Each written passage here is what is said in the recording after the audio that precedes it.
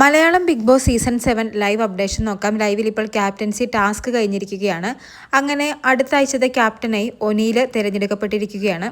ക്യാപ്റ്റനായി കഴിഞ്ഞാൽ പ്രധാനപ്പെട്ട ഒരു ജോലിയാണല്ലോ ഓരോ ടീം തിരിക്കുക. അതായത് kitchen team, vessel team, bathroom team, floor team ഒക്കെ.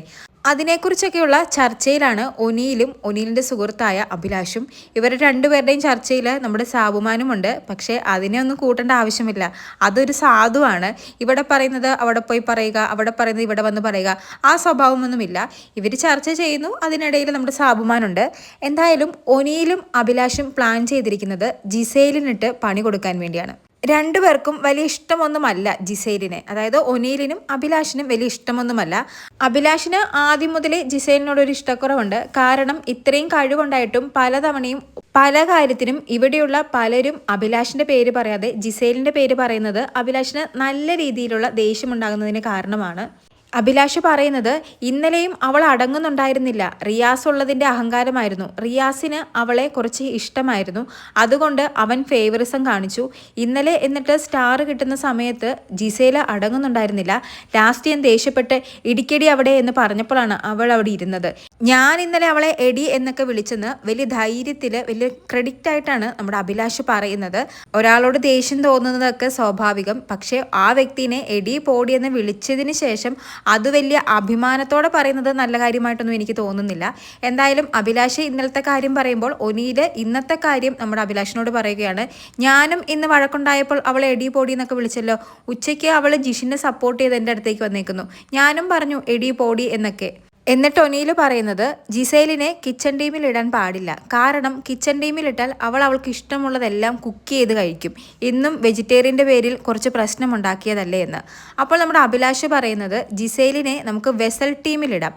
അവളവിടെ പാത്രം കഴുകട്ടെ, ഏറ്റവും നല്ല പണി അതാണ് എന്ന്. പക്ഷേ ഒനീൽ പറയുന്നത് ജിസേലിനെ വെസൽ ടീമിൽ ഇടണ്ട. വെസൽ ടീമിൽ ഇട്ടാലും അവൾ കിച്ചണിൽ കയറും, കുക്ക് ചെയ്യും. അവളെ കിച്ചണിലേക്ക് അടുപ്പിക്കാൻ പാടില്ല. അതുകൊണ്ട് വെസലിലും കിച്ചൺ ടീമിലും ജിസേലിനെ ഇടാൻ പാടില്ല എന്നാണ്. എന്നാൽ അഭിലാഷ് പറയുന്നത് 4 ടീമുള്ളതിൽ ഏറ്റവും പണിയുള്ളത് വെസൽ ടീമിലാണ്. അതുകൊണ്ട് ജിസേലിനെ വെസൽ ടീമിൽ തന്നെ ഇടണമെന്നാണ്. എനിക്ക് തോന്നുന്നു 3 ആഴ്ചയായി അഭിലാഷ് ജിസേലിനെ വെസൽ ടീമിലിടാൻ മാക്സിമം ശ്രമിക്കുന്നുണ്ട്. കഴിഞ്ഞതിൻ്റെ മുമ്പത്തെ ആഴ്ച അഭിലാഷായിരുന്നു ഈ ക്യാപ്റ്റൻ. ആ സമയത്തും അഭിലാഷ് ജിസേലിനെ വെസൽ ടീമിൽ ഇടാൻ പ്ലാൻ ചെയ്തിരുന്നു.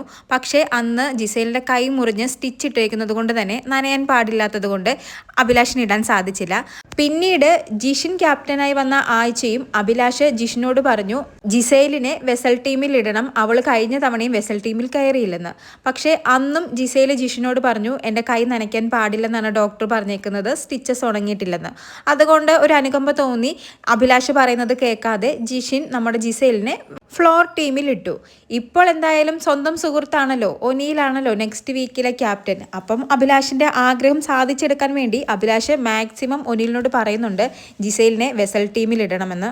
എനിക്ക് തോന്നുന്നു അഭിലാഷിൻ്റെ 3 ആഴ്ചയായിട്ടുള്ള ഒരു ആഗ്രഹമാണ് ജിസേലിനോട്ടൊരു പണി കൊടുക്കണം, പണി കൊടുക്കാൻ വേണ്ടി തന്നെ വെസൽ ടീമിൽ ഇടണമെന്ന്. എന്തായാലും ഒനീൽ അത് പ്രാവർത്തികമാക്കുമോ ഇല്ലയോ എന്നൊന്നും അറിയത്തില്ല. എന്തായാലും ഒനീൽ പറയുന്നത് അവളും അവളുടെ ഒരു ഹ്യൂമാനിറ്റിയും ഫേക്ക് ഹ്യൂമാനിറ്റിയാണ്, മുട്ടൻ സേഫ് ഗെയിമാണ് കളിക്കുന്നത്. ഈ അവളെന്ന് ഉദ്ദേശിക്കുന്നത് നമ്മുടെ ജിസേലിനെയാണ് കേട്ടോ.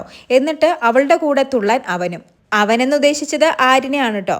പിന്നെ ജിസേലിനിട്ടുള്ള പണി മാത്രമല്ല, ഷാനവാസിനിട്ടും അനീഷിനിട്ടും ജിഷിനിട്ടുമുള്ള എല്ലാ പണിയും ഇവർ രണ്ടുപേരും കൂടി ഇരുന്ന് ഇപ്പോൾ വലിയ പ്ലാനിങ് നടത്തുന്നുണ്ട്.